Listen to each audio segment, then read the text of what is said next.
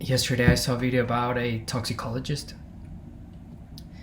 While I'm painting, I like to see some of that stuff because it's interesting. And I learned something while I'm working. And yes, so she was saying basically some of the things that are causing a lot of toxins. Lately, I've been seeing a lot of.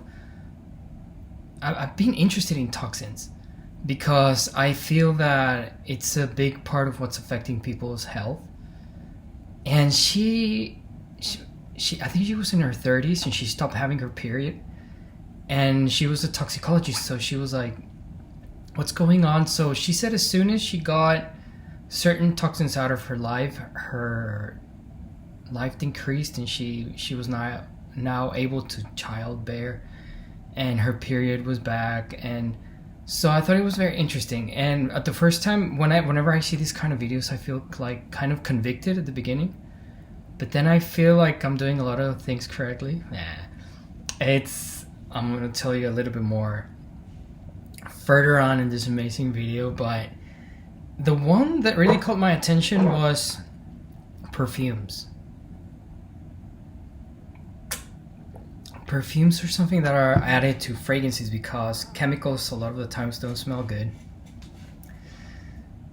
And also because they're very irresponsible. There's a part in the podcast where she is asked, like, are they doing this on purpose because they know about these things?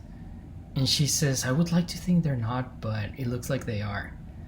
And for me, that kind of adrenaline, it's bigger than any suspense movie. Like, if they're doing it because they want to have people injured. So I like her response because it was very polite, but also it said a lot. And yes, so the perfumes are the ones that just look in your products, and if it says fragrance or perfume, if it's not coming from a essential oil, you should probably throw that away.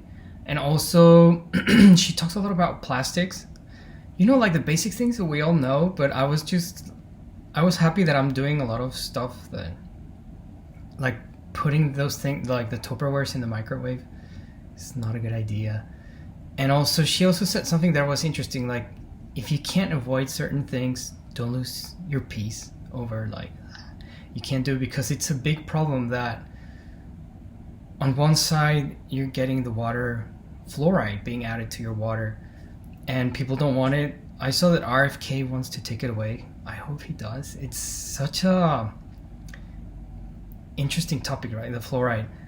And she also said, like, if you boil your water, the calcium on the attracts the fluoride, so it's kind of a way if you don't have, like, for an expensive filter. But yeah, just like several, what other things, the benzenes that are in a lot of stuff. I remember in Mexico they were asking, Neutrogena was asking for the products because they knew that they were causing leukemia, but they keep putting it on. I was trying to buy, like, a product and they have benzene, so I just stay away from them. And because they know it, they changed the name so people will think it's a different name, but it's the same hazardous material.